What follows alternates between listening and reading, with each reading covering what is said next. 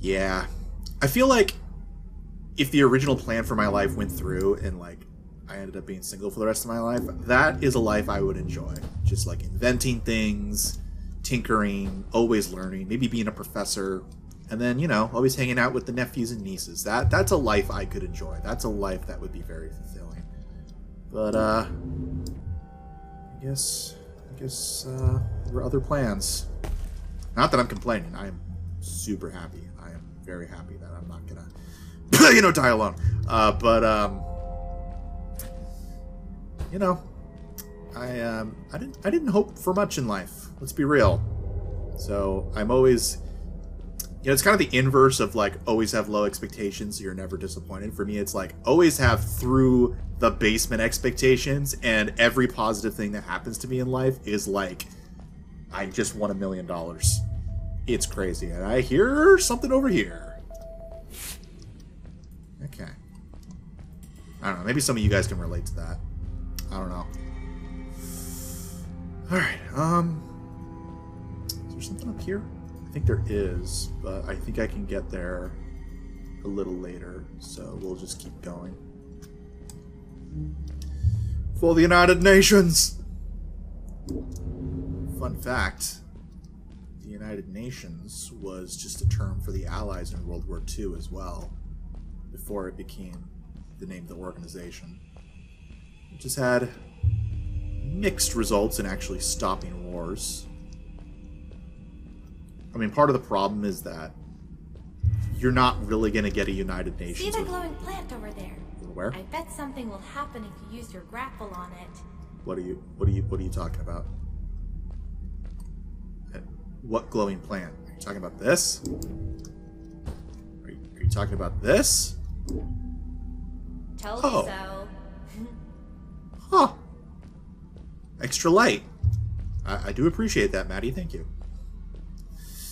But yeah, the inherent problem of the United Nations is that you were never going to get that off the ground without certain concessions, because the League of Nations was something that Woodrow Wilson tried to get off the ground after World War I, but it didn't work because the United States and the other major powers, especially the United States, just didn't want to give up any sort of influence on the world stage. It was just never going to happen. So for the United Nations after World War II, they're like, okay, we'll do it, but we need to have like a permanent seat of power above all the other nations. Saved it. No, oh, come on. Why? The point is, like, ideally the United Nations would be like the majority of the nations would be have to agree and vote on something, and even if the United States didn't like it, but the rest of Europe did, or the rest of the United Nations did, it would get done. The problem is the United States didn't ever want to not get its way, and it wasn't just the United Nations, because I think it's Britain, France, the Soviet Union, and then China, which at the time was basically what we call today Taiwan, had a permanent seat in the United Nations Security Council, which basically gives them special veto powers that no other nation gets. And of course, that's been changed over time with the Soviet Union becoming Russia and Taiwan becoming the communist mainland China getting that spot. It is really dark down there. You're not scared, are you? Oh, I'm terrified. Because I'm not. Well, that's good. One of us needs to be brave. Anyway, so like, you kind of have this weird thing where it's like technically United Nations, but these 5 nations forever have like extra power here, and it's a weird system. And like, I get it, because on a nationalist level, like, no nation like the United States, Russia, China, or whatever wants to have to give up their power. But then, like, why go through the facade of joining the United Nations at all? Because then it's not really anything. It's just they do resolutions, and those make it through a pure majority. But as far as any action that gets done, not going to happen if those 5 nations don't like it. So, you know. And that's my rant about the United Nations and why it's useless. Good idea in theory, terrible in practice, because, you know, I think that's one of the aspects of, like, compromise. You can compromise as much as you want to get peace, but there comes a point where you compromise so much that you've lost the original point of the original vision, and then what's the even point of going down to that endeavor? I don't know. If you have any thoughts on the United Nations or geopolitics, put it in the... No, actually, no. I don't want anybody talking about politics in the comments. Oh, boy. Alright, I think this is a full bridge. Fred has been with my people since the first villager was born. He helped us build the village. What? Taught us how to speak and helps us with everything. Sorry, what? He taught me how to read and write as well. That's how I could learn to read the writing on the walls. Sorry, since the first prison of your people were born? How long is the life cycle of your people? Is this like that episode of Doctor Who where like generations and generations of fighting, but it's really only been a week? Is that what this is? Did he create you? Did he get like tadpoles, find a way to mutate them, and like turn into frog people? He really is kind of like your god. This is not a George Washington situation, guys. I was mistaken. And I don't know where to go. Fred, what have you done? Yeah, there we go. Oh, I hear another... Oh, there you are. I really don't know what those unlock for me. I think it might just be the cheats. Whoa, what the frick is that? Oh, heck no! Get back! What do you mean get back? Where am I supposed to go? What the frick is that? Okay, I remember an eye-beam thing in there. I do not remember it looking Whoa! like Dude, that. I think I figured out what that writing was going on about. Yeah, no kidding. Maybe we shouldn't charge right out in front of that thing. You don't have to ask me twice. Remember what it said. Don't move when the eye is open. Holy crikey. That is a worm eye with gill fins and teeth. Okay, am I good as long as I don't move? Is this a weeping angel? No, not weeping angel. What's a monster that... Okay. Do I have to be behind something, or do I just have to not move? Oh, shoot! Shoot. I'm dead. Oh, it's mad. I don't. Okay. Okay, good to know. This thing just blows us away if it sees us move while its eye is open. I don't know how it blows us away when its entire mouth appears to be an eyeball. Oh no, there's a mouth below it. Okay, so it can see me, its vision appears to be based on motion. Like the dinosaurs in the first Jurassic Park. That is hellish.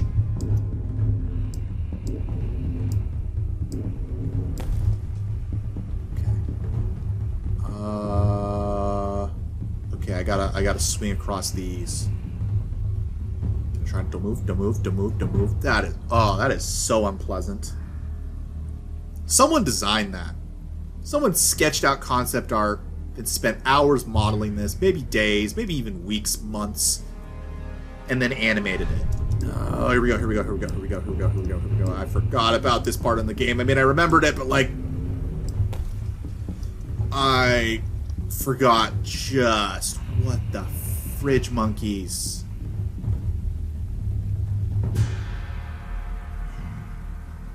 Oh, bless your monocular vision. Okay, well, if the frog people were created by Fred, was this also created by Fred? Or was this already living here? Shoot.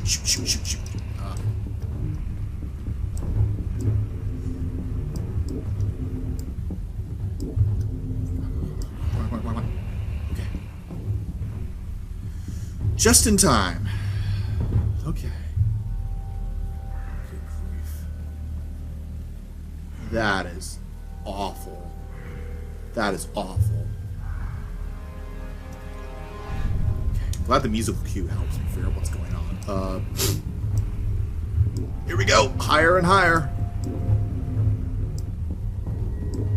And we're good. Okay. Yes, we did it! That wasn't You're as bad awesome. as I remember. I knew you had it in you. That was close. You're very calm about We this, made it Maddie. through, and I felt like nothing could stand in our way of finding Fred. Oh, Maddie was way too calm for that.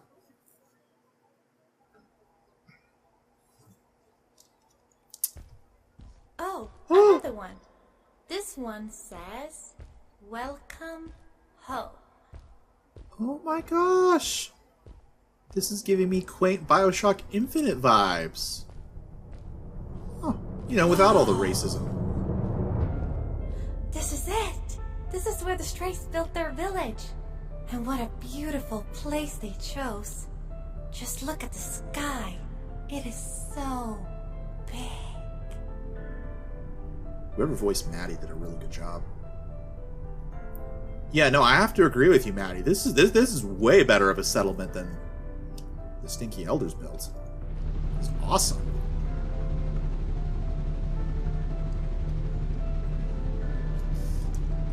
But yeah. Bioshock Infinite without all the awful racism. Woo! It was a relief to finally feel the sun on my face and a gentle breeze in my hair. After all these caves, just breathing fresh air again was enough to clear my mind of any doubts I might have had about this strange journey so far. What's that noise in the background? Can I get in? No? Okay.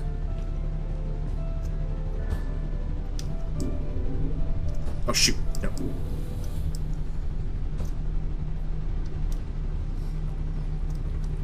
But, where are all the people?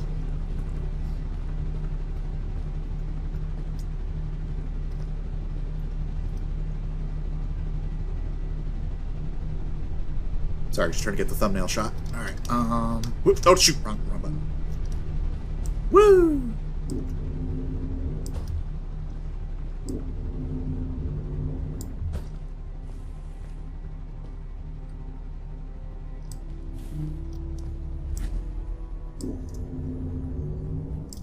I am one mistake away from us being paced on the floor, Maddie. You put a lot of trust in me, which I do appreciate.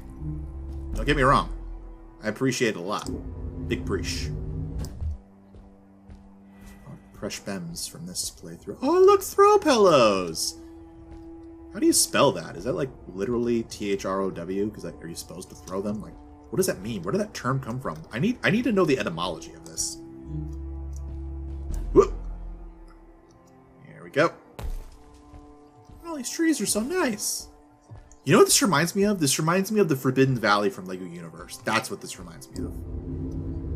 But, like, sunnier and nicer. And less ridden with Maelstrom. Whee! Anybody remember LEGO Universe?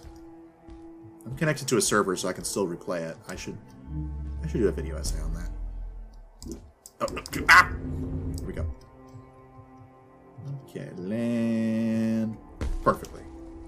Huh. So they just have power cores. Oh, is that me? That's a pretty cool effect.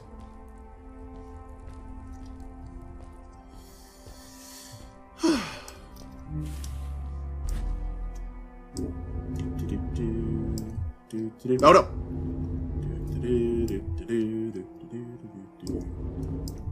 Ow, no, why?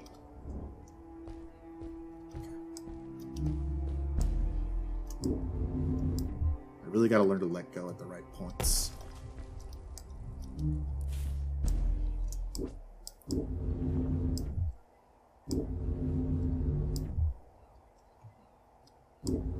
There we go. Gotta know the angle. Dang it! I hit my head on it!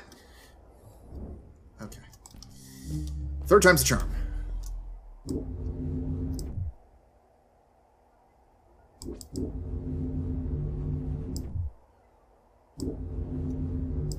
Okay, don't hit your head on it. No. Wait. How did I use my third charge?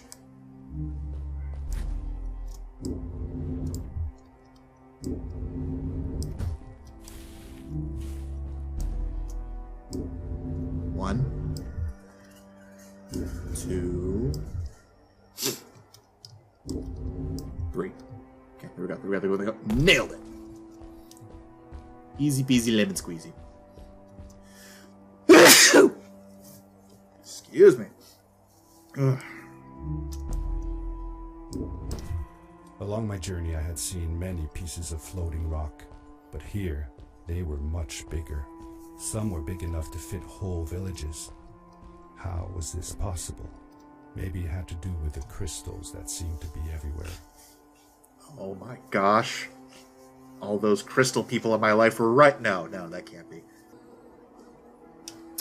Okay.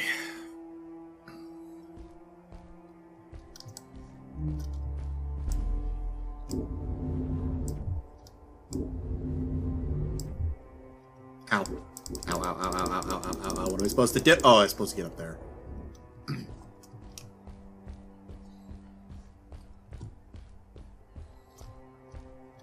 Let's try this. Nope. Okay.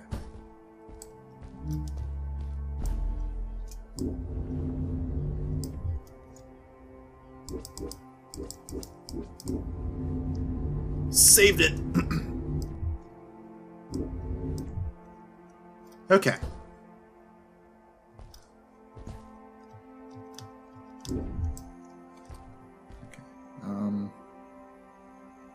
Yeah, let's try that.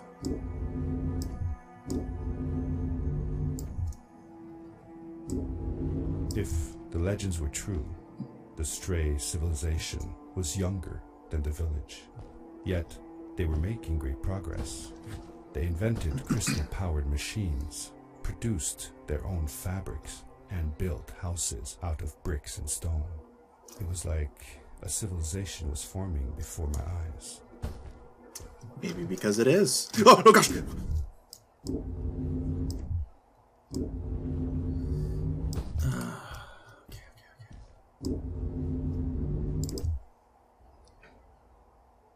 Can I get over there? It feels like I should be able to. No, don't take me all the... Ah! Fudge monkeys.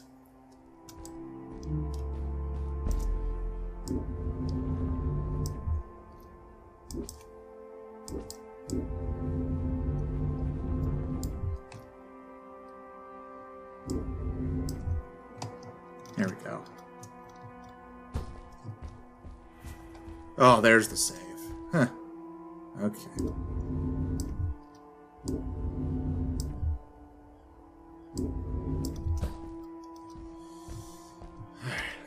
Yeah, it's probably too far. I don't think I can get there from here. What? What? What? Oh, okay, thank you. It's like, don't do that to me. Yeah, they built a faster civilization because they were more willing to break boundaries. That's often the way it goes, at least in terms of technology.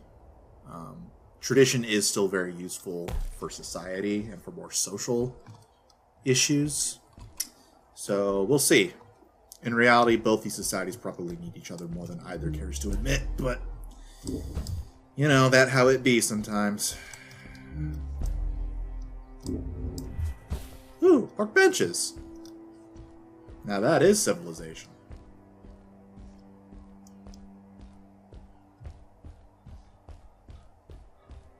Whoa. What?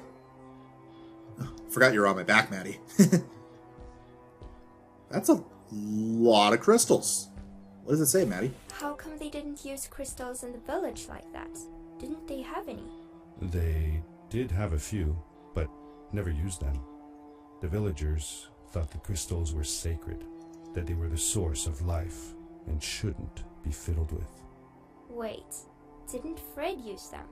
For his power cores, yes. I guess he was an exception. The strays, on the other hand, they mined crystals and used them for all sorts of machinery and decorations.